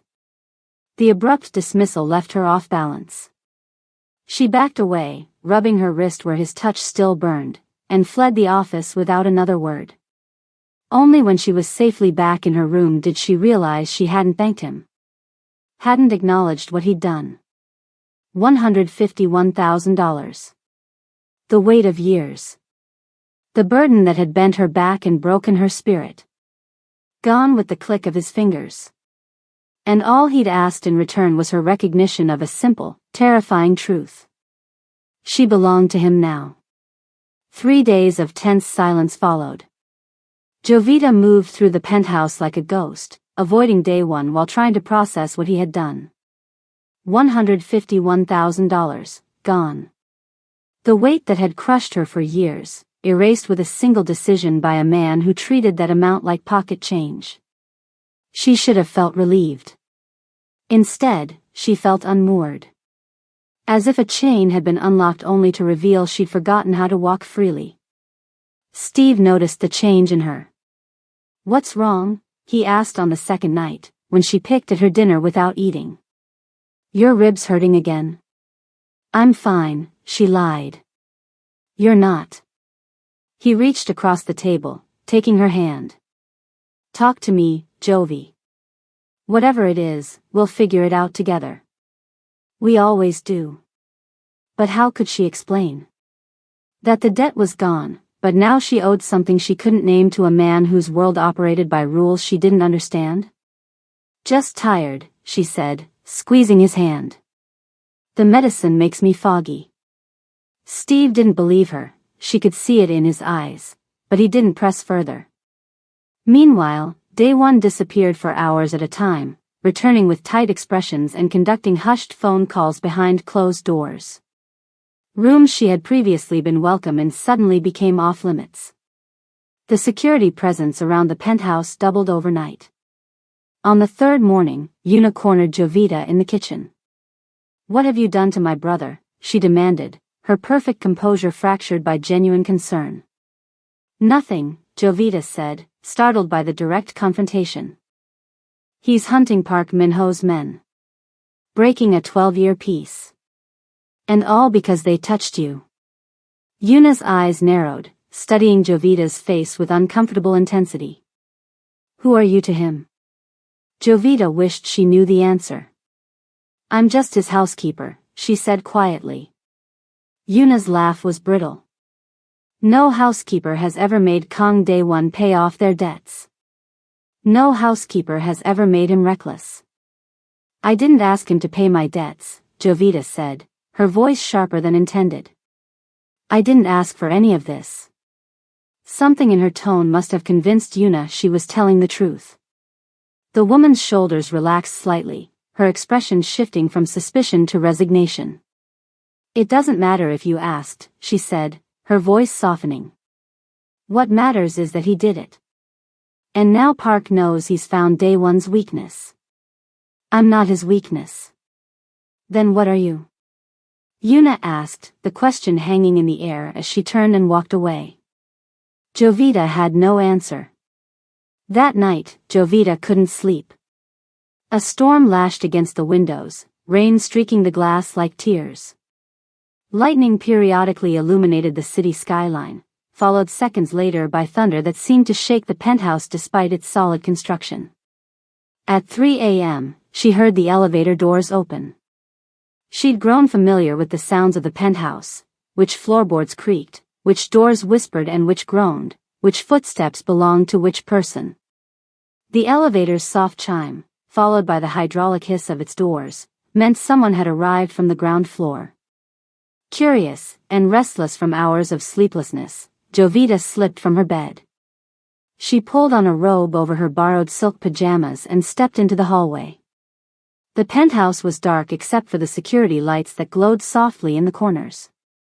Lightning flashed through the floor-to-ceiling windows, briefly illuminating the marble floors and modern furnishings in harsh white light. She moved silently toward the foyer, drawn by the sound of male voices, low, urgent, speaking Korean too rapidly for her limited understanding. As she rounded the corner, she froze. Day One stood in the center of the entrance hall, his back to her. He was soaking wet, his white shirt plastered to his body, water pooling around his expensive leather shoes. But it wasn't the rain that made Jovita's breath catch. It was the dark stains spreading across his shirt. Stains that even in the dim light were unmistakably blood. Not small spots like she'd cleaned from his cuffs before. This was significant, covering his right sleeve, splattered across his collar, smeared on his hands. Young-ho stood beside him, speaking quietly, his own clothes similarly wet but unmarked by blood. His expression was grim, his posture tense. Then lightning flashed again, brighter this time, and Day One turned, perhaps sensing her presence or catching sight of her reflection in one of the glass walls. Their eyes met across the marble foyer. He should have looked terrifying, this dangerous man with violence clinging to him like a second skin, blood on his hands, storm in his eyes. Instead, he looked tired. Human in a way she'd never seen before. There was a cut above his left eyebrow that hadn't been there that morning, and something about the way he held his right shoulder suggested pain he was trying to hide. "Are you hurt?" The question escaped her before she could think better of it. Day One stared at her like she'd spoken a language he didn't understand.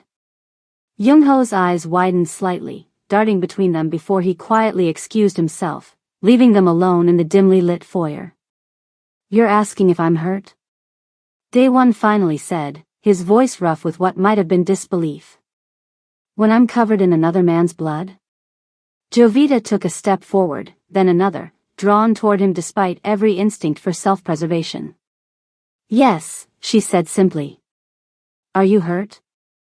Something shifted in his expression, a crack in the armor, a brief glimpse of vulnerability quickly masked. "No." He glanced down at his bloodied hands as if seeing them for the first time. "The blood isn't mine." The implication hung in the air between them. Not his blood. Someone else's.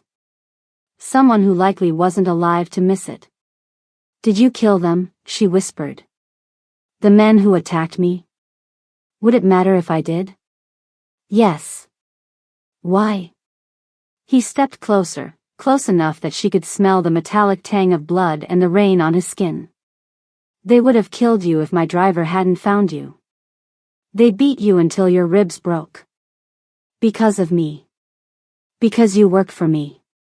That doesn't give you the right to." "To what?" "Protect what's mine." His voice rose, echoing off the marble floors. "In my world, Jovita, there are consequences for crossing certain lines. Park Min-ho crossed one when he touched you." The possessiveness in his voice should have frightened her. Instead, It sent a shiver down her spine that had nothing to do with fear. "I'm not yours," she said, but her voice lacked conviction. "Then why are you still here?" he challenged. "Your debt is paid. Your brother is receiving care. You could leave right now, and I wouldn't stop you." His words struck her like physical blows. She could leave. Walk out the door, take Steve, return to their tiny apartment. She was no longer bound by financial necessity. So why did the thought of leaving make her chest tighten with something like panic?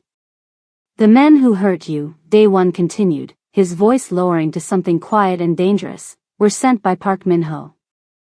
Not randomly. Not opportunistically. He knew you worked for me. He had you followed. He gave the order." Jovita wrapped her arms around herself, suddenly cold despite the penthouse's perfect temperature. "Why would he do that?" "To provoke me. To find my weakness." Day One's gaze was intense, unwavering. And he succeeded. The admission hung between them, weighted with implications neither of them seemed ready to voice. "So what happens now?" she asked. "Now?" Something dark and satisfied flickered across Day One's face. "Now Park Min-ho learns that every action has consequences. That some lines can never be uncrossed." He stepped past her, heading toward the hallway that led to his private quarters. "Get some sleep, Jovita," he said, his voice gentler than she expected. "Tomorrow will be complicated." She should have let him go. Should have returned to her room. Should have remembered that the man walking away from her had blood on his hands, literally and figuratively. Instead, she called after him. "Day One." He stopped but didn't turn. "Thank you," she said quietly. "For the debt. I should have said it before." His shoulders tensed, then relaxed. He gave a small nod, still not turning to face her, then continued down the hallway until he disappeared into the shadows. That night, lying in a bed that cost more than her mother's funeral, Jovita faced the truth she'd been avoiding. She didn't want to leave. Not because of the luxury. Not because of the debt. Not even because of the care Steve was receiving. But because whenever Kang Day One looked at her, really looked at her, she felt seen for the first time in years. Not as a housekeeper. Not as a caretaker. Not as a sister or daughter. As a woman. As someone who mattered. She had spent so long making herself small, invisible, insignificant. Had convinced herself it was safer that way. Easier. Now she found herself craving his gaze. Craving the way he said her name, like it was something precious. Craving the fierce protectiveness that should have frightened her but instead made her feel secure in a world that had never been safe. And that terrified her more than the blood on his hands ever could. The photo arrived the next morning. Young-ho delivered it personally, his expression grave. "This was left at the security desk downstairs," he said, handing her a plain white envelope. "It's addressed to you. No return address. No postage. Just her name in blocky handwriting on the front." Jovita stared at it, a chill running down her spine. No one knew she was here. No one except. She opened it with trembling fingers. Inside was a photograph of her walking in Day One's private garden, taken with what must have been a telephoto lens from outside the property's walls. She was wearing the gray slacks and sweater Yuna had lent her 3 days ago, her face turned slightly toward the camera, though she had no memory of seeing anyone watching. Written on the back in red ink was a message. A beautiful cleaner. Shame if she ended up like the last one. Jovita's blood went cold. She nearly dropped the photo. Day One appeared in the doorway as if summoned by her fear. "What's wrong?" Wordlessly, she held out the photograph. He crossed the room in 3 long strides and took it from her hand, his expression darkening as he read the message on the back. His face, when he looked up, was carved from stone. "Pack your things," he said, his voice eerily calm. Both you and your brother. We're leaving the penthouse.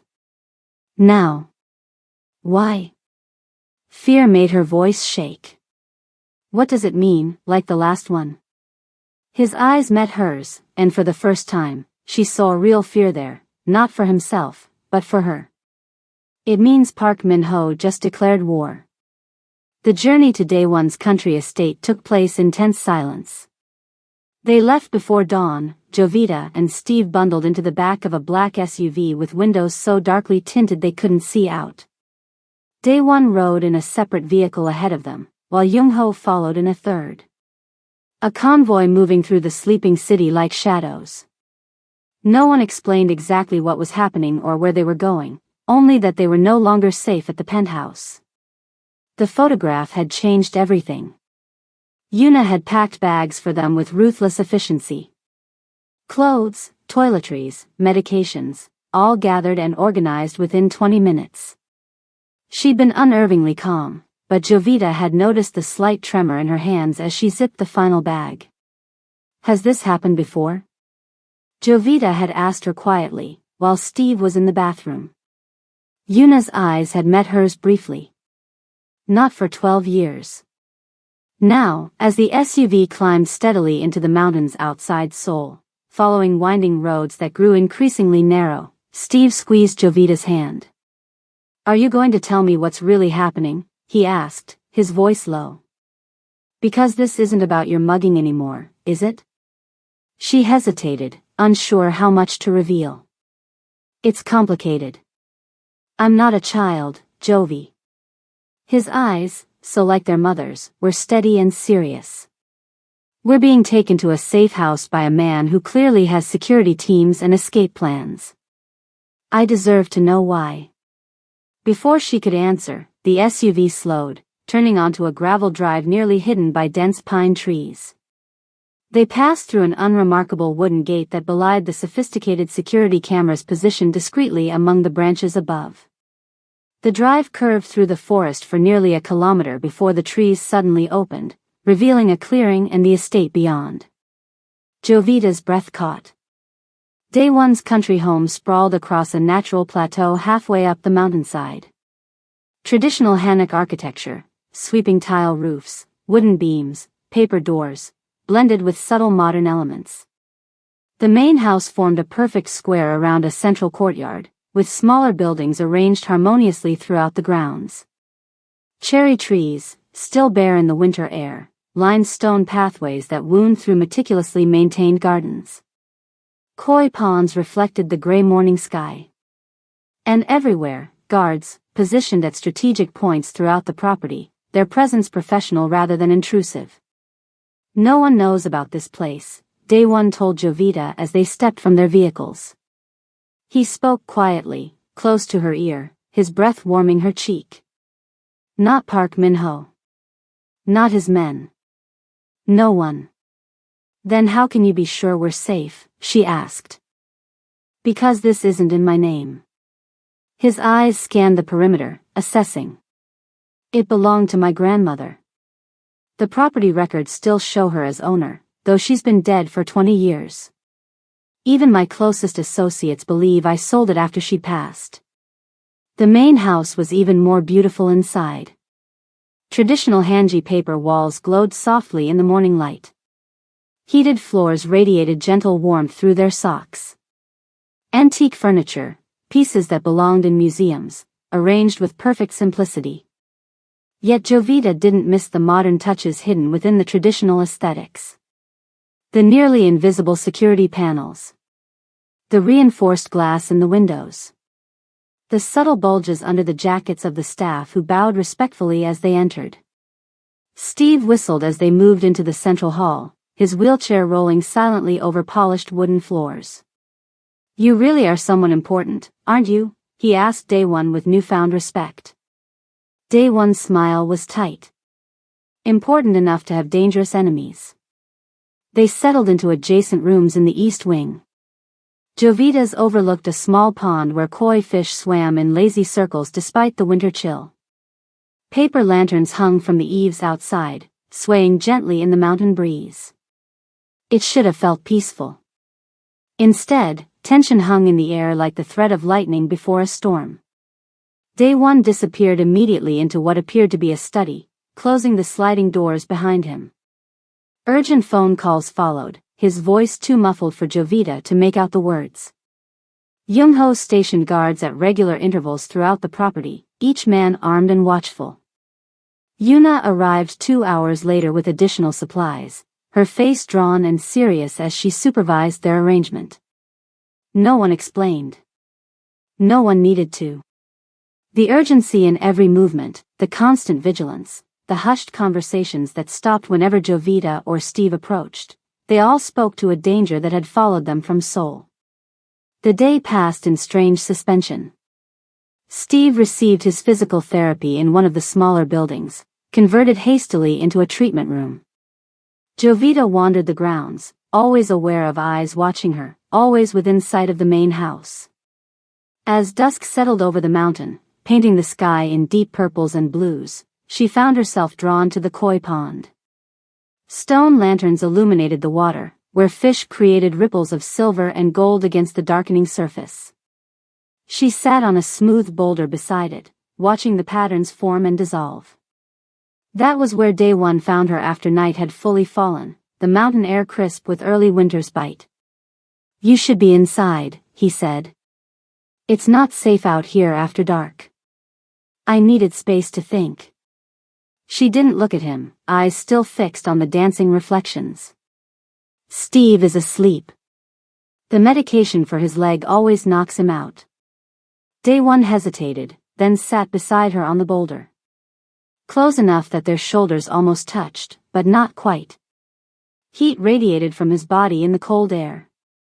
"There was no last one," he said without preamble, his voice low and steady. Park Min-ho was bluffing. Now she did look at him, confusion furrowing her brow. "Then why did we leave?" He stared out at the water, his profile sharp against the lantern light. The scar along his eyebrow looked deeper in the shadows, a reminder of violence survived. "Because 12 years ago, Park's father used someone I cared about to get to me. My fiancé, Soo-jin." His voice roughened on the name, as if he hadn't spoken it aloud in years. "I was 25. Too confident. Too careless." Jovita waited, heart pounding. In all their conversations, he had never mentioned a fiancé. Never hinted at a past that included someone he'd planned to marry. "We met at university in Tokyo," he continued, his eyes still fixed on the water. "She was studying international law. Brilliant. Fearless. The daughter of a diplomat who didn't approve of my family's business interests. But she didn't care." He smiled faintly, the expression tinged with old pain. "We were engaged for 8 months. Planning the wedding. Planning a future. I thought I could keep her separate from my world, protect her from the realities of what I did." His hands clenched against his thighs. Park Young-ho, Min-ho's father, was expanding his territory. Challenging my father's control of certain import channels. There were negotiations. They broke down. She could hear what he wasn't saying. The violence that must have followed. The escalation. One night, Soo-jin didn't come home from her law firm. I wasn't worried at first, she often worked late. But then I received a photo. His voice had gone flat, emotionless. "Similar to the one Park Min-ho sent you. Except Soo-jin was tied to a chair, eyes wide with fear." Jovita felt cold that had nothing to do with the mountain air. "They didn't just kill her, Jovita." His voice finally broke. "They made me watch. Used her to force concessions from my father. Territory. Money. Pride. And when they had what they wanted, they killed her anyway." "I'm so sorry," she whispered, the words wholly inadequate. "After that, I made sure there was never anyone they could use against me again. I kept everyone at a distance. Staff. Family. Everyone. His eyes finally found hers in the darkness. Until you. Until me, she echoed softly. His eyes held hers, searching, intense. Park Min-ho has been waiting for me to make the same mistake his father exploited. To care about someone who could become a weakness. For 12 years, I've been careful. Cold. Distant. Why me? She asked, the question that had burned inside her for days. I'm nobody. A cleaner with too much debt and not enough sleep. Because you looked at me and saw a man, not a monster, he said simply, the honesty in his voice stealing her breath. The night I came home covered in blood, you asked if I was hurt. Not what I had done. Not who I had hurt. If I was hurt. His hand found hers in the darkness, fingers intertwining with surprising gentleness. For 19 months, you moved through my life, quiet and careful and kind. Carrying burdens that would break most people. Never complaining. Never breaking. His voice softened. How could I not see you, Jovita? How could I not want to protect you? The words hung between them, weighted with a truth neither had acknowledged until this moment. And then he kissed her. Not gently. Not carefully. But like a drowning man finding air after years beneath the surface. His lips were warm despite the cold night, firm against hers, one hand rising to cup her face while the other tightened around her fingers. He tasted of coffee and something distinctly him, something she had no name for but immediately recognized. She should have pushed him away. Should have remembered who he was. What he'd done. The blood she'd seen on his hands. The danger that surrounded him like a second skin. Instead, she kissed him back. Her free hand curled into the fabric of his shirt, pulling him closer, her body responding with a hunger she hadn't known she possessed. For 19 months, she had made herself invisible. Had trained herself not to want, not to need, not to feel. Now everything she'd suppressed roared to life at once. When they finally broke apart, both breathing heavily, his forehead rested against hers. His thumb traced the curve of her cheekbone, his touch reverent. I should have stayed away from you, he whispered. I'm not a good man, Jovita. I know who you are, she replied, her voice steadier than she felt. I've always known. And yet you're still here. I'm still here. He kissed her again, softer this time, a promise rather than a claim. Then he helped her to her feet, his hand warm and secure around hers. We should go inside, he said.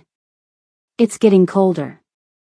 They walked back to the main house together, her fingers laced with his, the mountain silence wrapping around them like a cloak. For the first time in years, Jovita felt a strange peace. As if she had been moving toward this moment her entire life without knowing it. That night, she slept more deeply than she had in months, her dreams free of debt collectors and hospital rooms.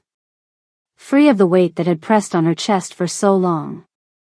She didn't know then that peace was the most dangerous illusion of all.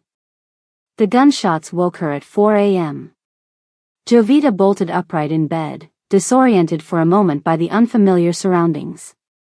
Then reality crashed in as she registered the sounds, shouting, breaking glass, the thunder of footsteps on wooden floors. She had barely swung her legs over the side of the bed when the door slid open violently. Daewon stood there, face pale in the dim light, a gun in his right hand. He wore the same clothes from earlier, suggesting he hadn't slept. His eyes swept the room quickly, assessing, before locking onto her. They found us, he said, voice tight with controlled fear. Park's men. They're here.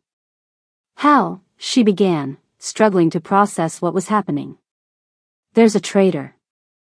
Someone told them. He crossed to her in 3 long strides, pulling her from the bed with his free hand. There's a tunnel under the east wing. Take Steve and go. My driver is waiting by the exit. Another burst of gunfire, closer this time. Shouting in Korean.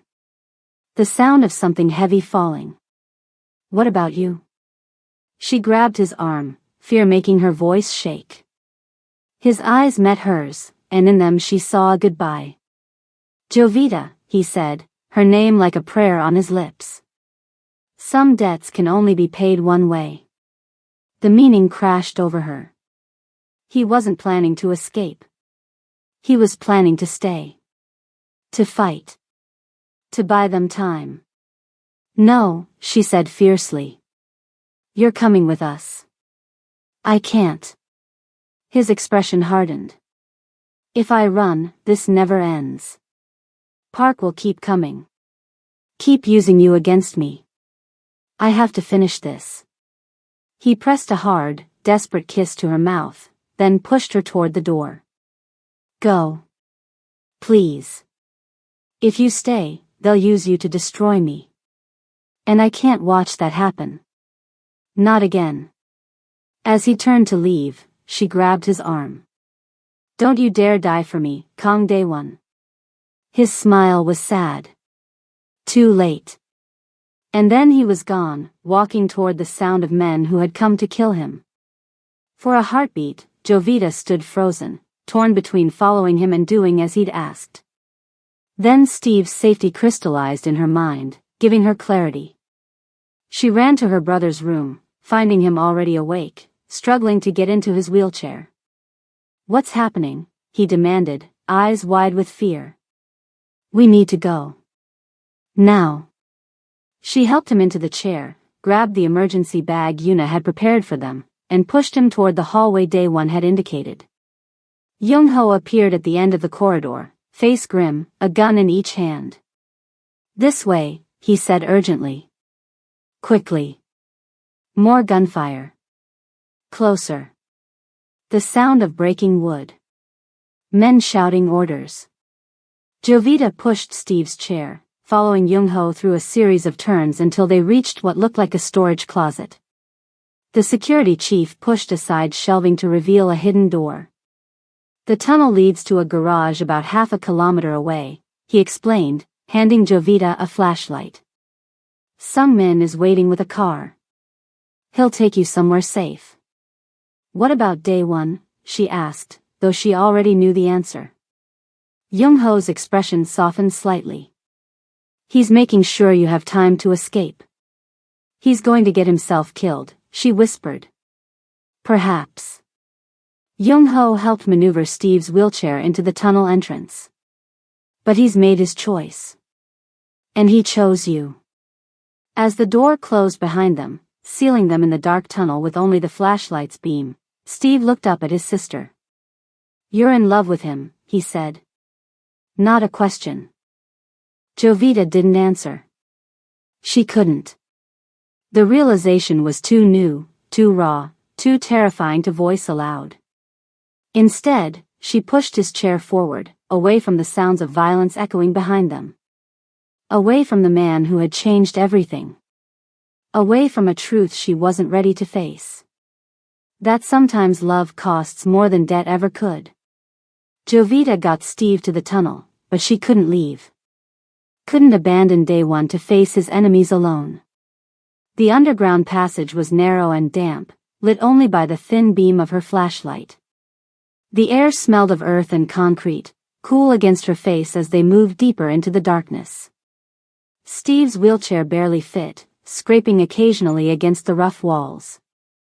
They'd gone perhaps 100 meters when Jovita stopped. What are you doing? Steve asked, twisting in his chair to look up at her.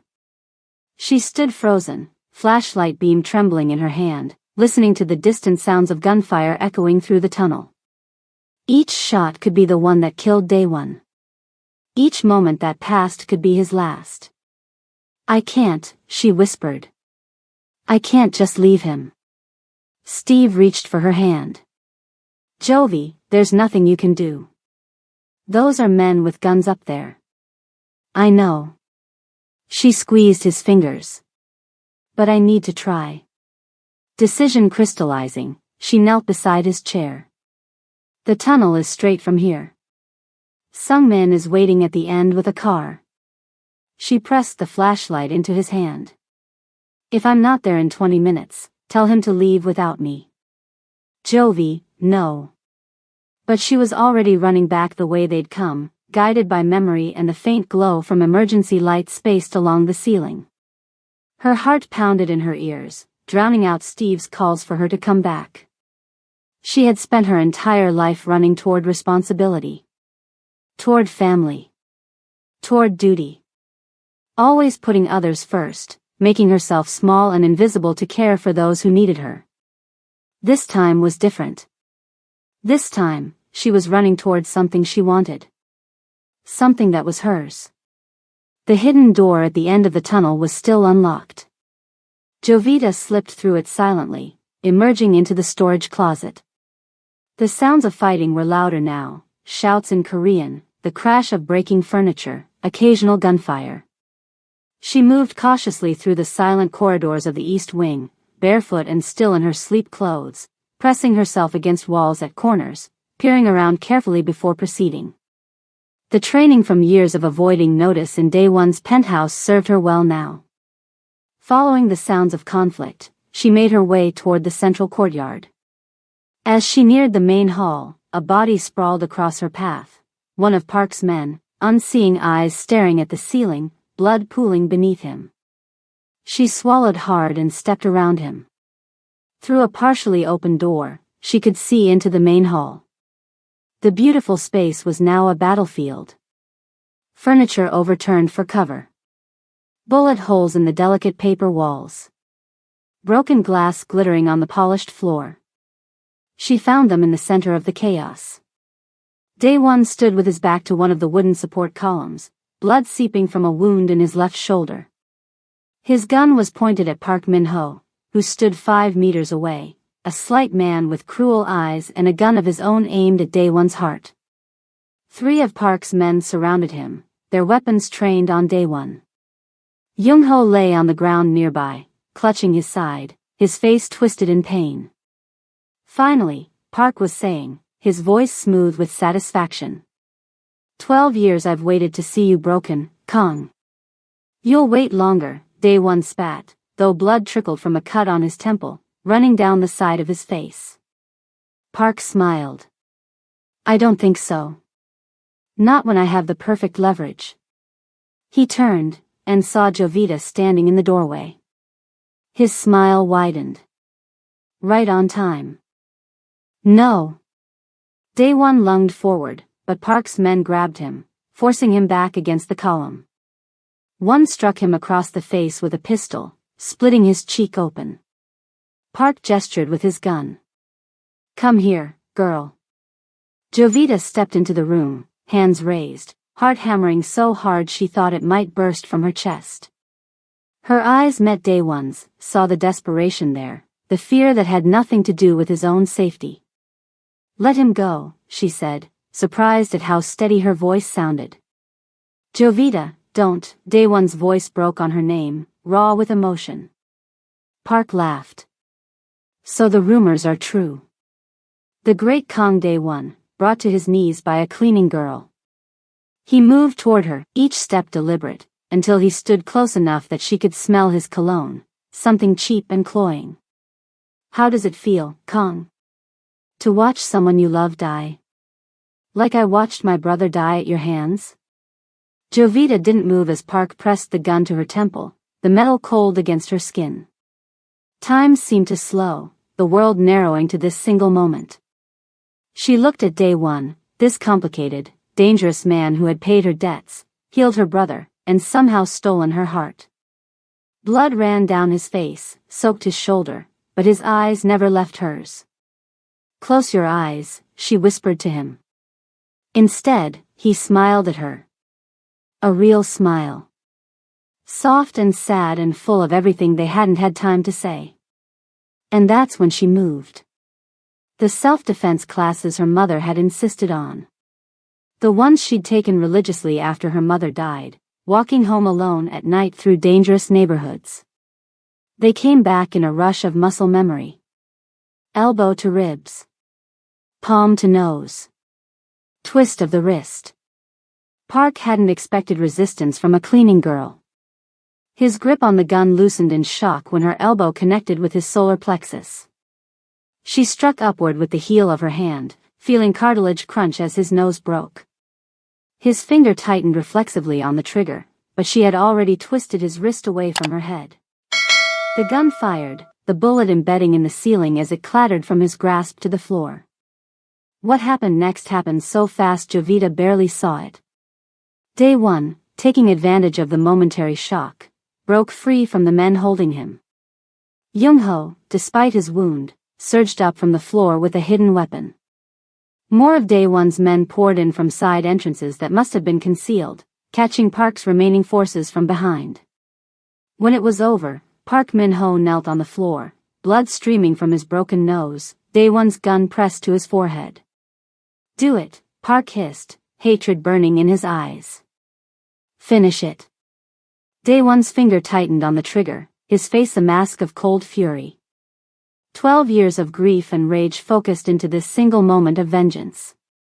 "Don't," Jovita said quietly. He looked at her, eyes questioning. "If you kill him, this never ends," she said. "There will always be someone else seeking revenge." For a long moment, no one breathed. The air hung heavy with blood and gunpowder and possibility. Then Day One lowered the gun.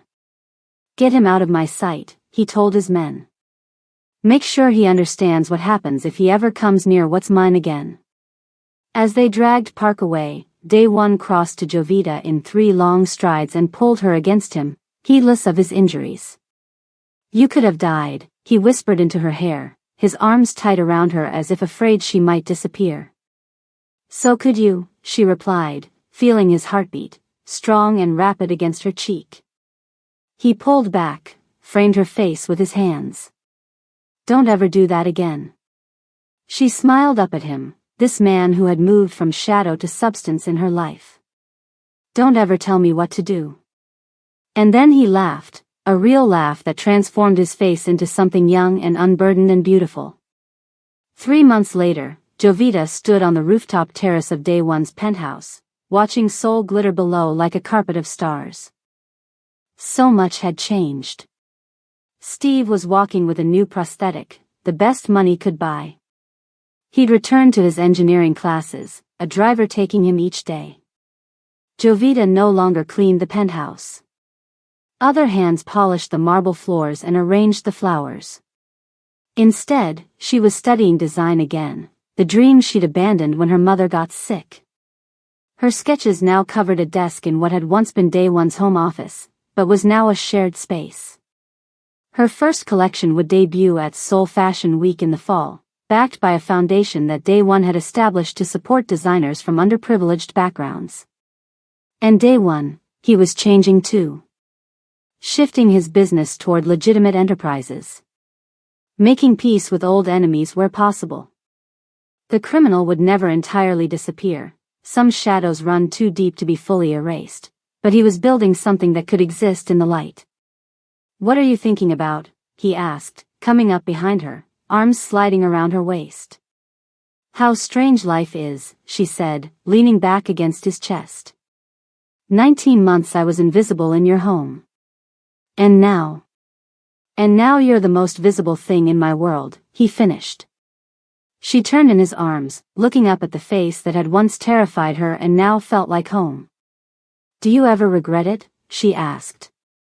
"Getting involved with a cleaning girl with too much baggage?" His hand cupped her cheek, thumb tracing the faint scar left by that first punch in the alley, the punch that had changed everything. "Jovita," he said softly, "you were never just a cleaning girl. You were the woman brave enough to see the man behind the monster. And for that, I would pay any price." As his lips met hers, she knew that some debts could never be repaid. And some, like the debt of being truly seen after a lifetime of invisibility, you carried gladly, forever. If this story touched you, if you believe that sometimes love finds us in the most unexpected places, smash that subscribe button and let me know in the comments where you're watching from. Was there a moment in this story that really moved you? Or a character you connected with? I read every comment and love hearing your thoughts. Thank you for staying with me through this entire journey. See you in the next video.